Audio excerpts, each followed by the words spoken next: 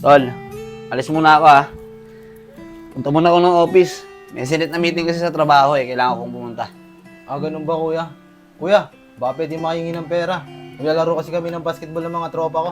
Ay sige tol, meron ako dito. Magkano ba? 3,000, pwede na ba? Ang laki naman nito kuya. Pero salamat dito kuya. Napakabait mo talagang kuya para sa akin. Ikaw talaga tol oh. Binulang mo pa ako. Alam mo tol, simula nung nawala yung mga magulang natin, pinangako ko sa kanila na mamahalin at aalagaan kita. Kaya hanggat nandito ako, akong bahala sa'yo. Maraming salamat talaga dito kuya. Sige na tol, alis na ako, baka tanghaliin ako eh. Ay, siya nga pala tol, huwag mo nang gamitin yung luma mong bola. Eto eh, may binila ako sa'yo. Oh, bagong bola yan ah. Ganda nito kuya. The best ka talaga. Sige na tol, alis na ako ah. Sige kuya, ingat ka. Sige, ingat sa paglalaro. Ganda nito. Original. Ang bait talaga sa akin ni kuya. Ay, baka naghihintay ng mga tropa ko doon. Lalabas na ako. Uy, Nico, Kevin, tara na. Ang tagal mo naman, Isko. Kanina pa kami dito. Tara na, Rabin. Tara. O, Isko, patingin nga ako nito. Ganda nito ah. Bagong-bago pa. Naka-plastic pa. Oo, Nico, bago talaga yan. Binigay sa akin ni kuya kanina. Aba, ayos ah. Tanggalin ko na sa plastic ah. Sige. Ang swerte mo naman sa kuya mo. Siyempre naman. Nico, ngayon na lang tayo ulit makapaglaro ng basketball, ano? Kaya nga eh. Buti nagpa-day off tayo. Miss ko tuloy maglaro ng basketball. Tol, pwede bang pasuyo muna ako ngayon? Baka pwedeng ako nang magbayad ng kuryente natin sa bayan. Masakit kasi ulo ko eh, parang high blood ako. Okay lang ba? Kuya, ikaw na lang.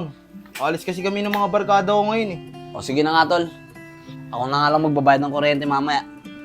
Sakit muna ako ah, diyan ka muna. Ay kuya, baka pwede makahingi ng pera. Wala na kasi akong pera eh. Natalo kasi kami sa laro kahapon. Oh, 3,000 yung binigay kong pera sa'yo kahapon ah. Maubos mo na lahat yun. Wala kuya eh. Nalas kami sa laro kahapon eh. Sige na kuya, baka meron ka pa dyan. Ay nako Isko. Lakas mo talaga sa gastos. Oh, 1,000 yan ah. Kunin mo yung 500, balik mo sa akin yung sukli. Huwag na kuya, akin na lang ito 1,000. Sige na nga, sige na nga. Dito muna ako sa taas. Salamat dito kuya. Sige na. Bait talaga sa akin ni kuya. Makalabas na nga. Push mo na lang yan ah. Sige, sige. Sabihin Uy, lang. Vince, Enchong, tara, sama kayo sa akin. Wala kasi si Nico tsaka si Kevin eh. Tara, taas tayo, laro tayong basketball. Sige, tara, Kuya Isko. Sama kami na Enchong. Sige, tara na. Tara.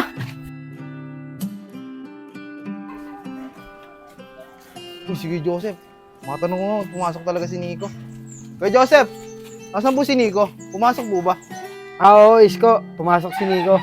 Siya nga pala. Ikaw, Isko. Wala ka bang balak magtrabaho? Ang tagal mo ng tambay ah. Ay, hindi na po. Hindi ko na po kailangan magtrabaho.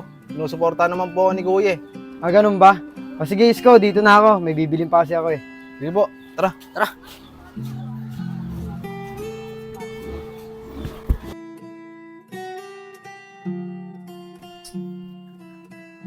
Kuya, kumusta ka na? Masakit ba yung ulo mo? Nihilo ka ba? Okay naman ako tol. Tsaka di na rin ako nahihilo. Eh kuya, baka may utos ka. O magpapabili ka sa labas. Dito lang ako ah. Teka tol, mukhang sipag na sipag ka ngayon ah. Tol, mukhang may kailangan ka. Ano ba yun tol? Sabihin mo na, hindi yung paligoy-ligoy ka pa. Kuya, hindi ka kasi kaming sinalihan eh. At sigurado ako, bibili si Kevin at si Nico ng bagong sapatos. Eh kuya, baka naman pwede mo bigyan ng pambili ng sapatos oh. Para naman bago yung sapatos na gagamitin ko, tulad nila. Sabi na nga ba, may kailangan ka, kaya ka lang dito eh. Dahil pang sinabi. Bili lang pala ng sapatos yung kailangan mo. Oh. 3,000 yan ah. Para naman maganda yung sapatos na mabibili mo. Salamat talaga dito kuya. Sige na tol, bumili ka ng sapatos mo. Para naman may magamit ka na sa liga nyo. Sige kuya, dito na ako. Sige tol. Nico, Kevin, tara samahan niyo ako, bibili akong bagong sapatos. Bakit ka bibili? May sapatos ka pa naman ah. Siyempre, liga yun eh. Dapat bagong gagamitin ko. Kayo, di ba ibibili? Meron pa naman ako sapatos dun eh. Tsaka panlaro lang naman eh. Tara, samahan niyo ako. Tara, Nico, samahan natin si Isko. Makatingin na rin sapatos. O sige, tara, tara.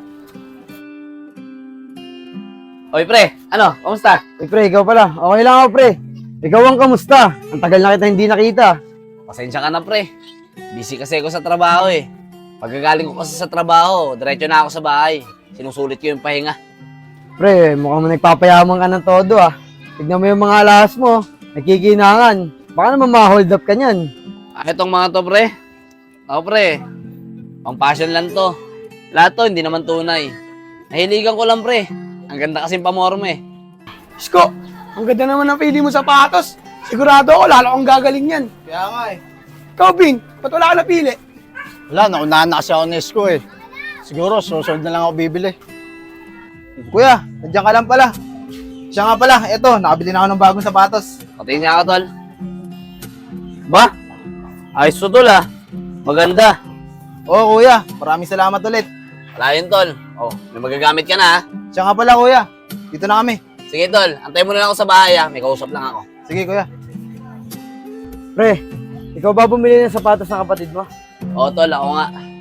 Alam mo naman, pre. Mahal na mahal ko yung kapatid ko. Tsaka pinangako ko rin sa mga magulang namin na alagaan at mamahalin ko yung kapatid ko. Kaya lahat ng hiniling niya sa akin, binibigay ko. Pre, sa tingin ko, hindi mo naman mahal yung kapatid mo. Paano mo naman nasabi, pre? Lahat nga ng hiningi sa akin ng kapatid ko, binibigay ko eh. Yun na nga, pre. Dahil dyan sa ginagawa mo, sinisira mo yung kinabukasan ng kapatid mo. Dahil imbis na turuan mo siyang dumiskarte at maghanap ng trabaho para makuha niya yung mga gusto niya, hindi, pre. Nakukuha niya yung na madali nang dahil sa'yo. Dahil dyan sa ginagawa mo, tinuturuan mo maging tamad yung kapatid mo. Pero pre, wag naman sana. Kung dumating man yung araw na mag-isa na lang siya at wala ka na sa tabi niya, paano na mangyayari sa kapatid mo? Eh hindi nga siya marunong magtrabaho. Nasanay siya na nakaasa sa'yo. Alam mo, pre, tama ka nga. Hindi man lang pumasok sa isip ko yan. Dahil ang gusto ko lang naman, matulungan yung kapatid ko. Pero di ko alam, yung tulong na ginagawa ko, yun pa pala yung magiging dahilan ng pagkasira ng magiging kinabukasan ng kapatid ko. Tama ka dyan, pre. Pero hindi pa naman huli ang lahat eh. Kaya mo pang ayusin yan. Maraming salamat sa'yo, pre, ha. Dahil sa mga sinabi mo, mas naintindihan ko na kung anong dapat gawin kong tulong para sa kapatid ko. Maraming salamat talaga, ha. Wala yun, pre. Concern lang ako sa kapatid mo. Salamat, pre.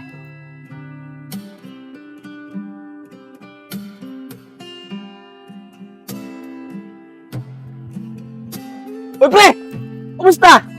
Matagal mo na wala ah. Saan galing? Galing akong probinsya, pre. Nasikaso ko yung pinapabentang lupa ng tatay ko. Halos 1 buwan din ako doon. Pauwi ko lang kanina. Eh kayo, pre, kamusta kayo? Mukhang may trabaho na si Isko ah. Joseph, tama ka. May trabaho na nga tong kapatid ko. Pinasok ko sa trabaho. Salamat, ha. Maraming salamat sa iyo, kay Joseph. Kundi dahil sa mga pinayo mo kay kuya, baka hanggang ngayon nakaasa pa rin ako sa kanya. Maraming Isko. Masaya ako may trabaho ka na. At maayos mo na yung buhay mo. Maraming salamat talaga, kay Joseph. Spirit, lead me where my trust is without borders.